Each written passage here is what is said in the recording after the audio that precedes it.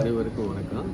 நான் புழல் மத்திய சிறையில் ஜெயிலராக இருக்கும்போது நார்த் மெட்ராஸ்லேருந்து ஒரு இன்ஸ்பெக்டர் வந்தார். அது எப்படி நடைமுறைன்னா, ஜெயிலில் இருக்க ஒரு அக்யூஸ்டு விசாரிக்கணுன்னா அனுமதியோடு வரணும். அவங்க ஜெயிலர் ஆஃபீஸில் தான் வச்சு விசாரிக்கணும். அப்போ அந்த இன்ஸ்பெக்டர் வந்து உள்ளே இருக்கக்கூடிய ஒரு ரவுடிகிட்ட கேட்குறாரு, ஒரு சம்பவம் ஒன்று நடந்திருக்கு, மர்டர் பார்க்கு, அதாவது பணத்துக்காக கொலை பண்ணுறது. வெளியில் இருக்க உன்னுடைய எதிரி ஒரு ரவுடி அவன் வந்து செஞ்சுருப்பானா அப்படின்னு கேட்குறாரு. அப்போ இந்த ஆள் சொல்கிறார், ஐயா அவன் எனக்கு பரம எதிரி தான், எங்கள் ஆளுகள்லாம் கூட கொலை பண்ணியிருக்கான், ஆனால் அவன் இவ்வளோ கீழ்த்தரமான வேலையெல்லாம் செய்ய மாட்டான் அப்படின்னு சொல்கிறார்.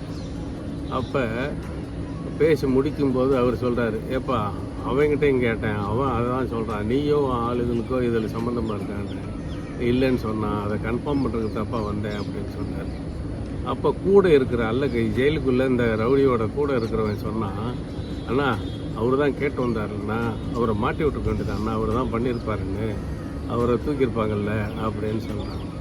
கடைசியிலே இவங்க ரெண்டு பேருக்குமே சம்மந்தம் இல்லாத வேறு யாரோ ஒரு நபர் செஞ்சுருக்காருன்னு தெரிய வந்துச்சு.